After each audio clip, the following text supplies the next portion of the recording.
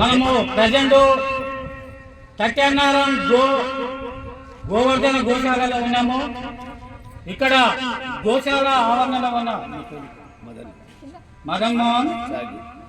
మదన్ మోహనాచార్యులు వారి యొక్క అమూల్యమైన సందేశము ఇవ్వవలసిందిగా కోరుతున్నాము.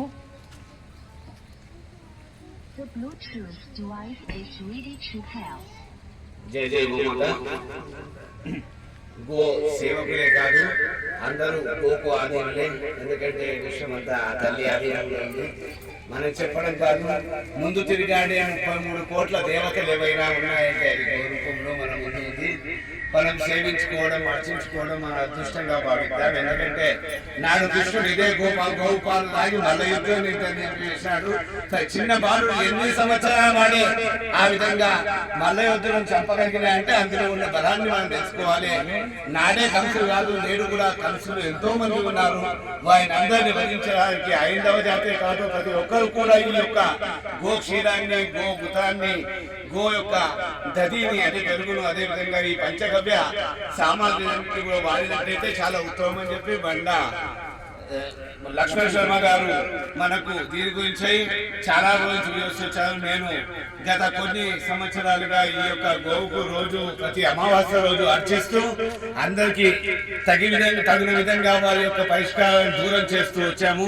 ఇప్పుడు వీరు ఒక నూతనంగా ఈ యొక్క ప్రవేశాన్ని చేసి కొద్ది మందికే తెలుస్తుందని చెప్పి నేను మీ యొక్క ఈ సహాయాన్ని తీసుకుని దీని ద్వారా అందరికీ ఈ యొక్క వస్తువులు అందాలి, అందరూ ఆరోగ్యంగా ఉండాలి, ఎవరు కూడా రోగగ్రస్తులు ఉండద్దు. ప్రపంచంలో ఈ భారతదేశం అతి గొప్పనైనటువంటి ఉత్తమోత్తమైనటువంటి దేశంగా ఉండాలని ప్రతి ఒక్కరు కూడా ఆరోగ్యంగా శతమానం భవతు 100 సంవత్సరాలు ఆయురారోగ్యాలతో జీవించాలని కాంక్షిస్తూ ఈ యొక్క ఆర్గానిక్ అంటే సహజ సిద్ధమైనటువంటి వాటితో నిర్వహించేటువంటి ఈ యొక్క వస్తువులను మన ముందు ఉంచినారు.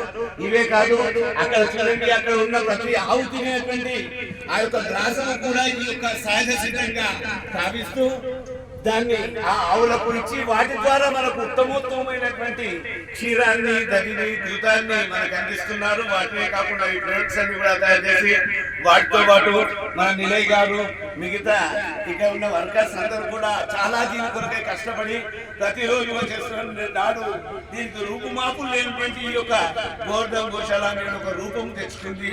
ఈ రూపాన్ని ఇంకా చేస్తూ ప్రతి ఒక్కరికి ఈ సేవలు అందించాలన్న ఆకాంక్ష వీళ్ళు తమ యొక్క పనులను సైతం వదిలిపెట్టి నిరంతరము ఈ యొక్క సేవలో తరిస్తూ పునీతులు ఆ యొక్క గో యొక్క సేవను వాళ్ళు తీసుకుంటూ వారి సేవ చేసిన అదృష్టాన్ని తమకు లభించిందని కాంక్షిస్తూ నేటి వరకు ఈ యొక్క కార్యక్రమాన్ని నిర్వహిస్తూ వచ్చారు. నాకు మాట్లాడడానికి ఈ 2 నిమిషాల సమయం ఇచ్చారు. ధన్యవాదాలు. ఎందుకంటే మీ అత్యుత్తమైనటువంటి సమయము, పోయిన కాలము తిరిగి రాదు, ఇలాంటి మంచి వస్తువులు మళ్ళీ రావు. కాబట్టి దయచేసి ఈ వస్తువును వాడండి, ఇంకోతో వాడించండి, దాని యొక్క ఫలితాన్ని తీసుకోండి. నాకే కాలు ఉండిపోయింది, ఈ రోజు మీ ముందు ఇంత మంచిగా నడుస్తున్నా కారణం ఈ యొక్క గోమృతము. నాడు నేడు ఎప్పుడు కూడా మన భారతదేశంలో ఒక జాతిని నాశనం చేసిందంటే అది బ్రాహ్మణులు. కాశ్మీర్ లో జరిగినటువంటి దానికి కారణం కూడా అదే. ఎందుకంటే బ్రాహ్మణులు నిరంతరం నెయ్యి తింటూ ఉంటారు. దాని ద్వారా వారికి అమితమైనటువంటి జ్ఞానము, అమితమైన శక్తి ఉంటుంది. దాని ద్వారా మమ్మల్ని అందరినీ కూడా మా నుంచి, మా యొక్క దుష్ట శక్తుల నుంచి రక్షింపబడతానని ఆలోచించి ముందుగా బ్రాహ్మణ జాతిని నాశనం చేయడానికై వారికి నానా విధమైనటువంటి అలవాటు చేస్తూ వారిని తప్పుదోవని పట్టిస్తున్నారు. కాబట్టి ప్రతి ఒక్క హైందవుడు అంటే బ్రాహ్మణుడు జన్మతా జాయతే శూద్ర కర్మణా జాయతే ద్విజ వేద పాఠంతో విప్రాణం బ్రహ్మజ్ఞాన బ్రాహ్మణ. అది బ్రాహ్మణుడు కులము కాదు, ఎవరు ఏది ఆచరిస్తుందో దాన్ని బట్టి ఒక కులం వచ్చింది. అయితే జన్మతా జాయతే ప్రతి ఒక్కరు కూడా శూద్రులే, కర్మ చేయడం వల్ల మాత్రం ద్విజులే అవుతారు, బ్రాహ్మణులు కాదు. వేద పాఠంతో విప్రాణం, వేద పాఠం చేయడం కూడా బ్రాహ్మణుడు కాదు, ద్విజులే అవుతారు. బ్రహ్మజ్ఞాన బ్రాహ్మణ, బ్రహ్మజ్ఞానం పొందాలి.